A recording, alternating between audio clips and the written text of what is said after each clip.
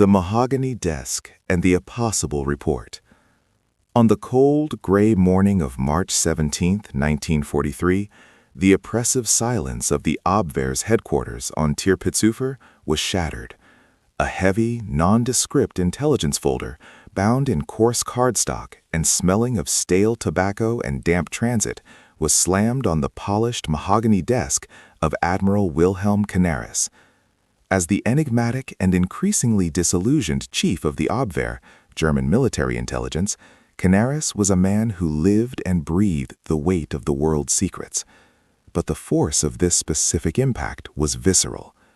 The impact caused a fine porcelain cup to jump, splashing dark coffee across a stack of Geheime Kommandosake, top secret, reports. Documents that, if ever discovered by the Gestapo or the SD, would have provided enough evidence of defeatism to lead to Canaris's immediate execution for high treason. He didn't bother to wipe the spill. Instead, he stared out the tall, narrow windows toward the murky waters of the Landwehr Canal, his hands trembling with a microscopic rhythm as he processed the data inside. The label on the folder was a cryptic routing code, Tirpitzufer 76 to 78 Berlin. It was a ghost of a document, passed through high-level assets in Mexico City and sourced from deep-cover industrial observers within the American Midwest. The data it contained didn't just challenge the hyperbolic claims of Nazi propaganda, it threatened to demolish the entire mathematical foundation of Germany's strategic hope for victory. The report provided a figure that defied the very laws of German engineering logic. The Ford Motor Company's Willow Run plant in Michigan was reportedly producing one fully flight-ready 4-engine B-24 Liberator bomber every 63 minutes. The impossible machine. To the technical experts of the Reich's Luftfahrtministerium, Ministry of Aviation, this claim was treated as nothing short of an engineering fantasy, a piece of Yankee bluff designed to demoralize the German high command. In the German industrial tradition, an airplane was a masterpiece of handwork, craftsmanship, a precision instrument built by master artisans who spent years perfecting their trade.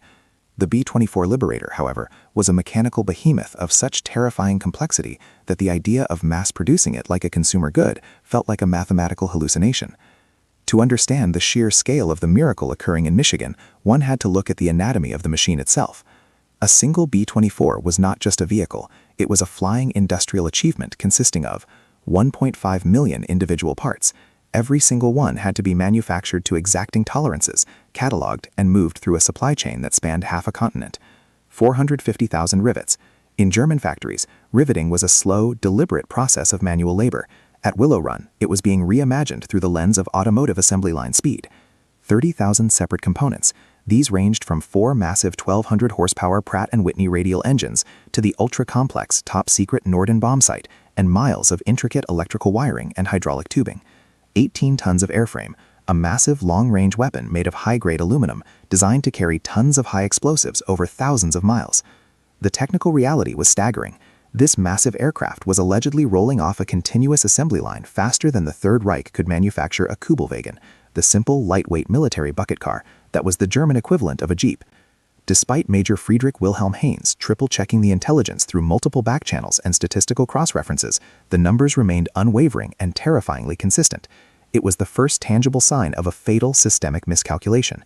The Nazi leadership, blinded by their ideological belief in the superiority of German quality over materialism, was fundamentally unable to comprehend the true scale of the arsenal of democracy.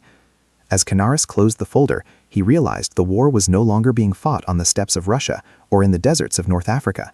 It was being fought and lost on a factory floor in Michigan, where the Americans had turned the sky into a product of the assembly line. The laughter of Hermann Göring. Arrogance as a strategic blind spot.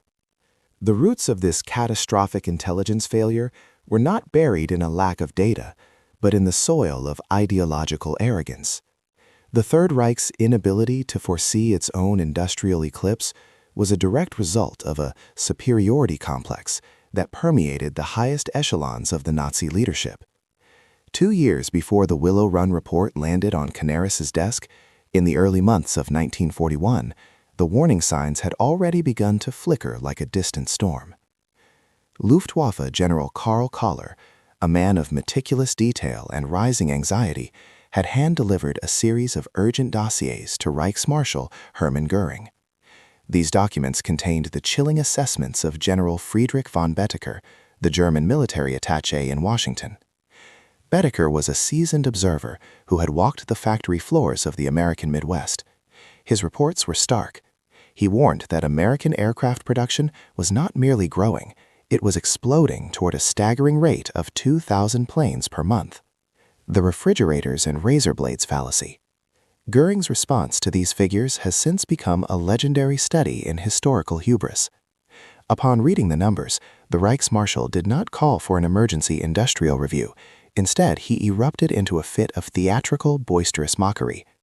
To Göring, the flamboyant, medal-decorated ace of the First World War, the very idea that a nation of shopkeepers and jazz listeners could outproduce the Germanic warrior state was a physical absurdity. He famously dismissed the reports with a wave of his jewel-encrusted hand, declaring that the Americans were a people capable of manufacturing only refrigerators and razor blades. In his mind, there was a fundamental, insurmountable wall between the crude mass production of consumer goods and the sacred art of aeronautical engineering. He argued that sophistication versus speed. A high-performance fighter or a heavy bomber required the soul of a German craftsman. It could not be spat out by a machine designed to make kitchen appliances. The myth of the mongrel population. Following the strictures of National Socialist racial theory, Göring assured Hitler that the American melting pot, a mongrel population of disparate ethnicities, lacked the genetic discipline and national unity required to organize a total war economy. Democratic weakness. He believed the chaotic nature of American democracy would lead to endless strikes, bureaucratic infighting, and an inherent inability to match the totalitarian efficiency of the four-year plan. The Americans, they are bluffing, Göring remarked at the Wolf's Lair in December 1941, just 4 days after Pearl Harbor. They can build cars, yes, but an airplane is a delicate instrument. You cannot build it like a Ford. The statistical ghost of 1943. By March 1943, the laughter had died in the throats of the German high command. The bluff had materialized into a steel-winged reality that darkened the skies over Europe. The intelligence was no longer coming from a single attaché in Washington, but from a flood of diverse and undeniable sources. Swedish industrialists, neutral businessmen returning from trade missions to the U.S. described factory floors that stretched beyond the horizon. Spanish diplomats, reports from the D.C. social circles confirmed that the American sleeping giant had not just woken up, it had industrialized the very concept of war. Intercepted letters, V-mail and civilian correspondence hinted at a domestic mobilization the likes of which the world had never seen. The mathematical truth was a dagger to the heart of the Luftwaffe strategy. While the German aviation industry was fragmented into hundreds of small, specialized workshops, vulnerable to bombing and plagued by perfectionist bottlenecks, Willow Run alone was outproducing the combined output of every single aircraft factory in the Third Reich. The realization was a cold shower for the Abwehr. The refrigerator makers had not only learned to build airplanes, they had learned to build them with a terrifying rhythmic efficiency that the Nazi master race could neither match nor comprehend. The math was simple, and the math was terminal. Witnessing the internal reign. The Mexico City intelligence. The gravity of the Willow Run reports did not escape Oberstleutnant Nicholas Ritter, the head of the Abwehr's Air Intelligence Section.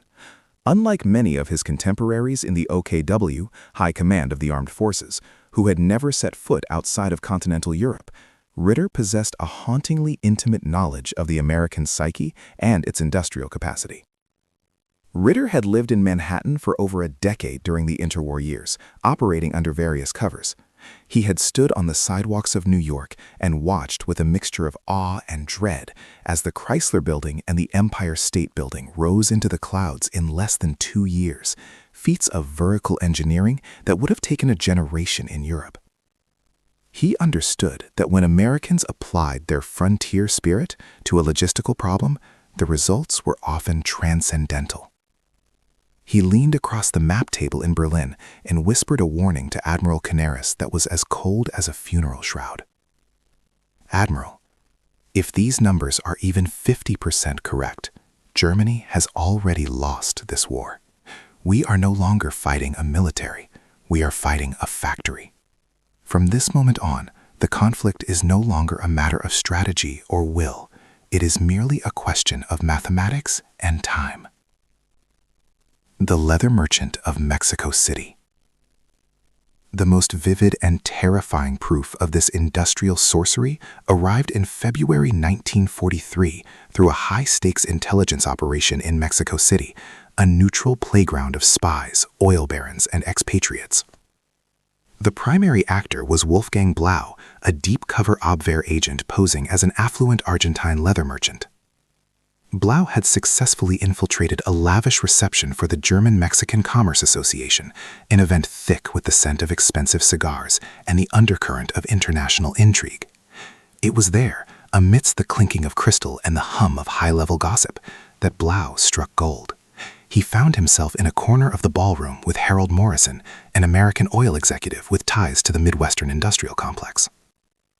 As the night wore on and the tequila flowed with dangerous freedom, Morrison, buoyed by a sense of American exceptionalism and a few too many drinks, began to boast about a private tour he had recently taken of the Willow Run facility in Michigan. To Blau, who was recording every detail with a mind trained for technical espionage, Morrison's description sounded less like a factory and more like a work of science fiction. The atmosphere of a new world. Morrison described a facility of such staggering proportions that challenged the very concept of indoor space. The mile-long assembly line. The building was a gargantuan L-shaped structure spanning nearly 5 million square feet. It was so immense that it possessed its own internal meteorology. Morrison claimed that on humid Michigan mornings, clouds would actually form within the steel rafters of the ceiling, causing a phenomenon known as internal rain, a light mist that fell upon the workers below. This was a scale of architecture the German mind could not reconcile with a production land. The de-skilling of complexity. Ford's engineers had achieved the impossible by breaking the B-24, a machine of 1.5 million parts, down into 60,000 separate, simplified operations. They had turned the construction of a 4-engine bomber into a series of tasks so repetitive and logical that they could be performed by anyone. The social revolution. Morrison's most shocking revelation concerned the workforce. While Germany struggled with labor shortages and relied on the brutal, inefficient system of forced labor, Willow Run was powered by 42,000 civilians.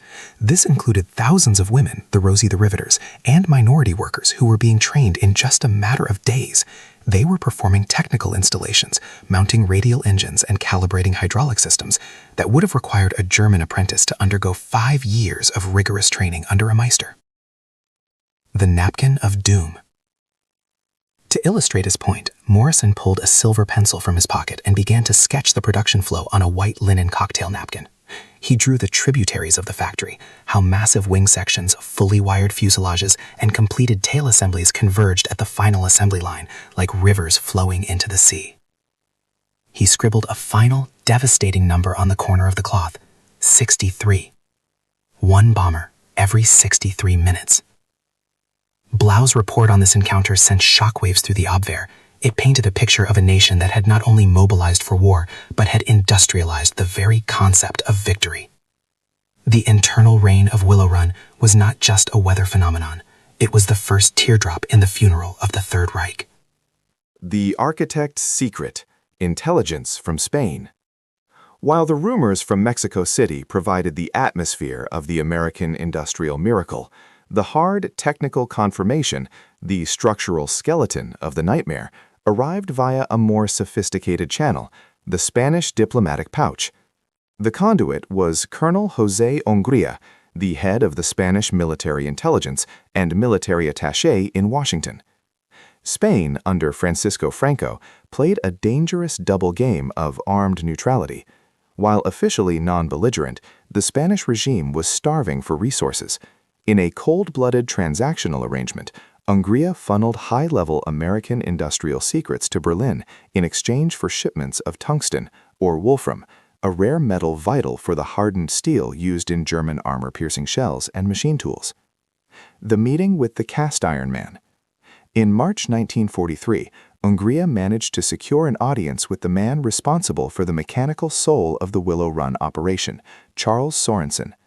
Known throughout the industrial world as Cast Iron Charlie, Sorensen was Ford's production chief and the primary architect of the B-24 assembly line.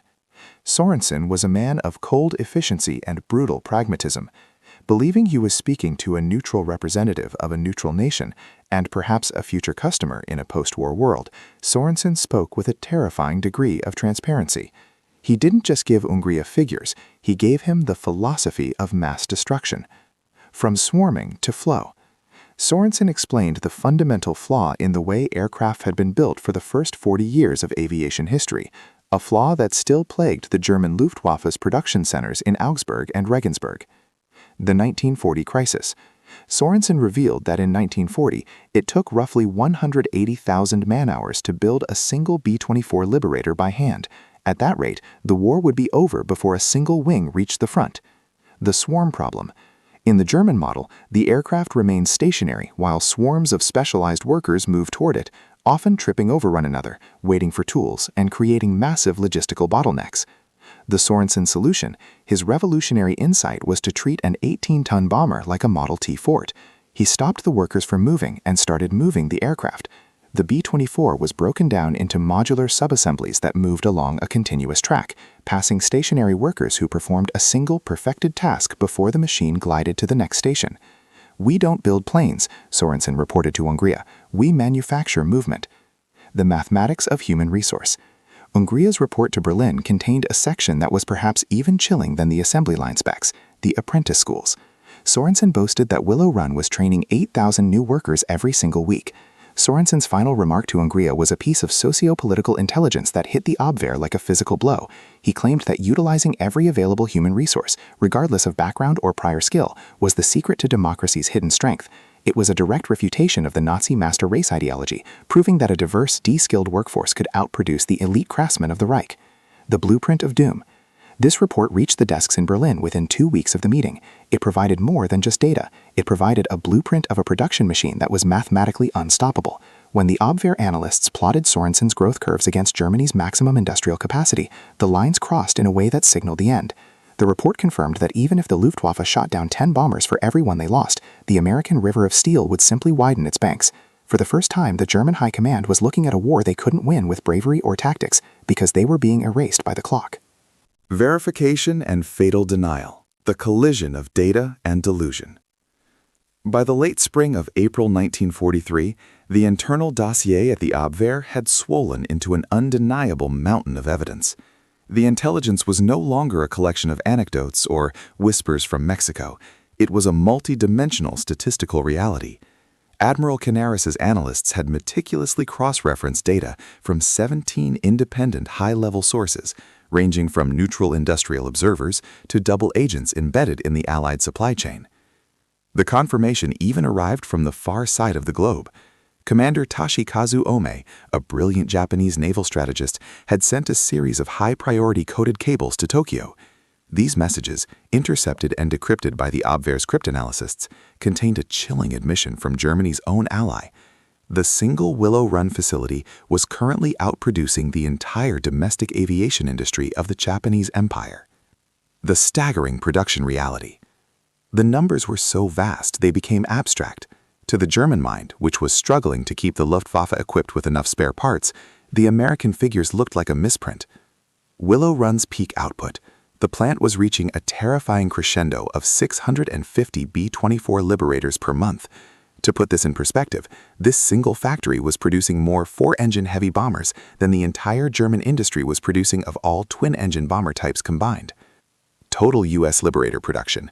When the output from other plants, like Consolidated in San Diego, was added to Willow Run, the Americans were churning out over 1,400 B-24s every 30 days.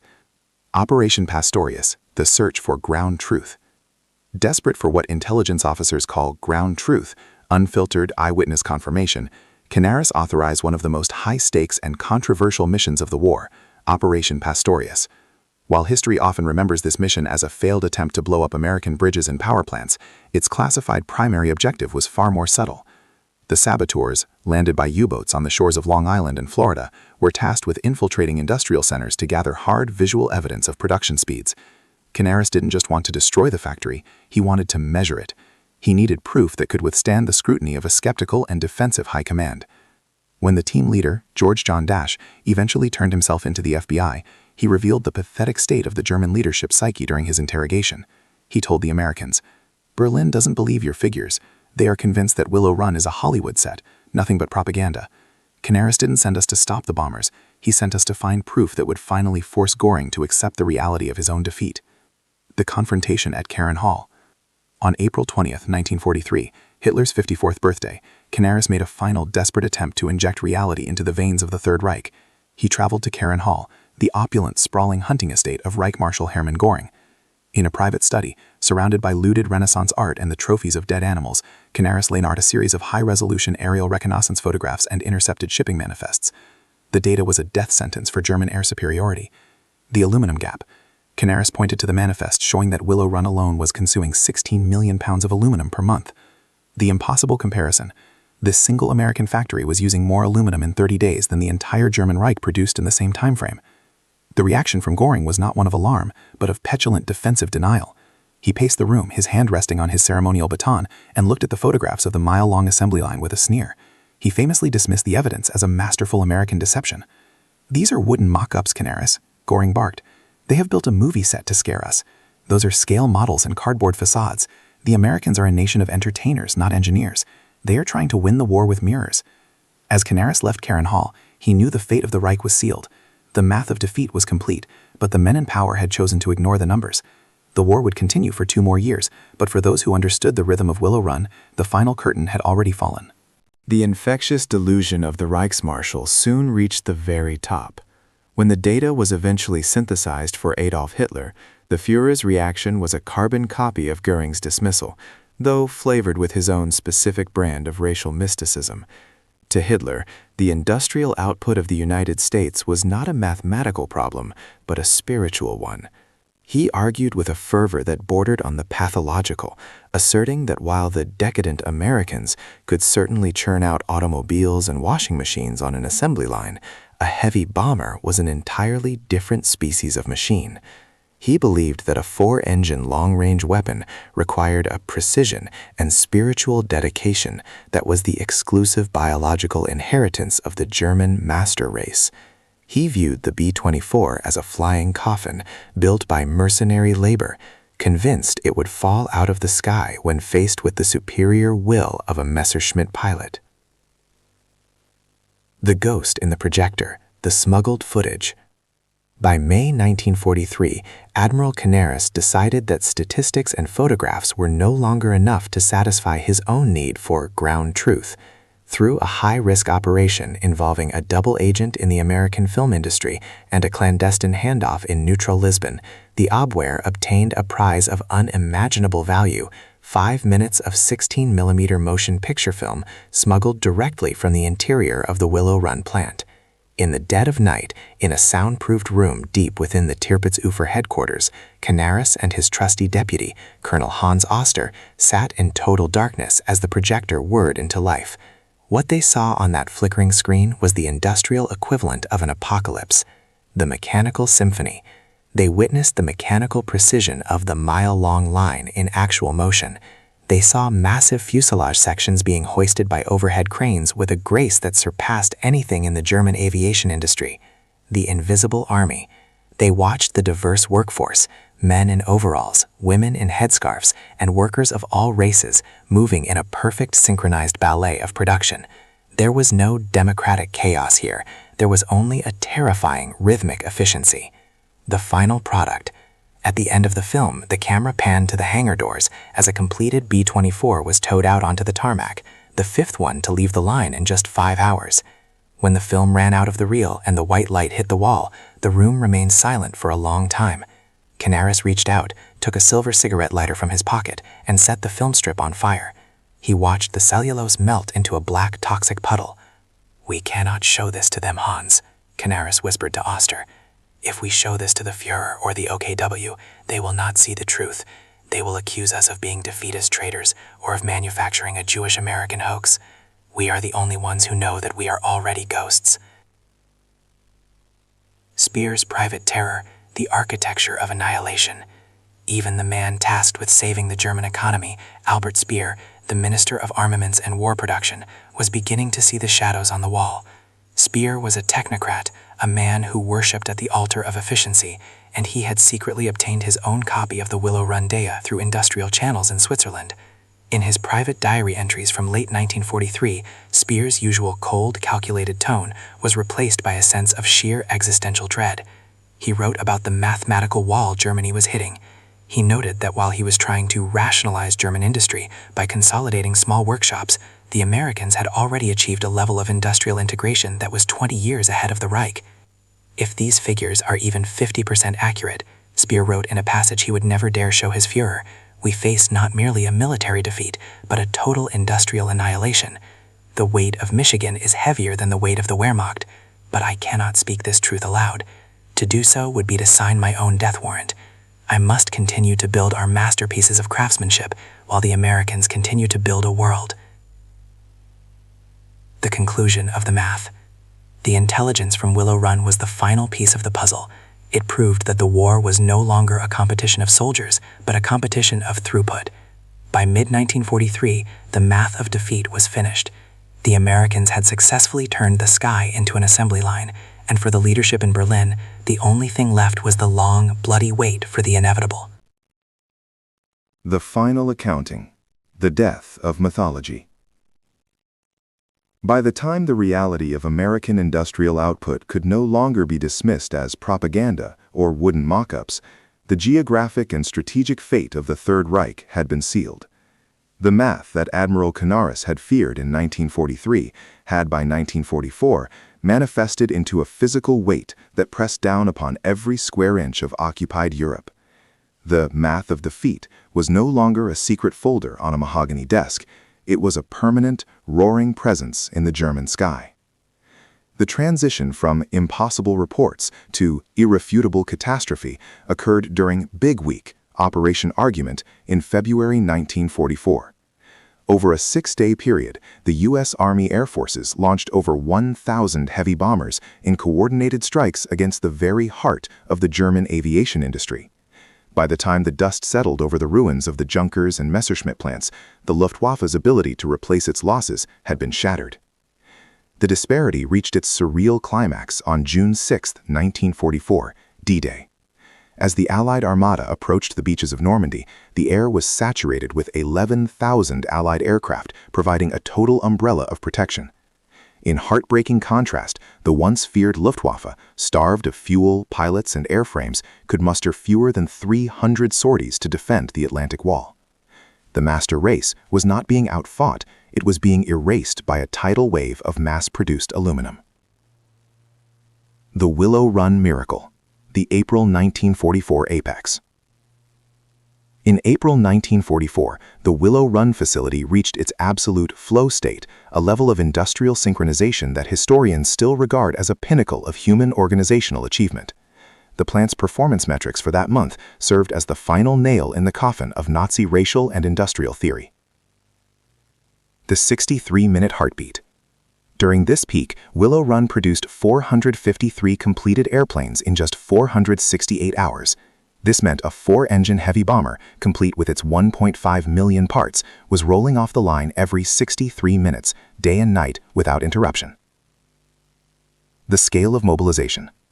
A total workforce of 42,311 employees worked in shifts across the mile-long floor.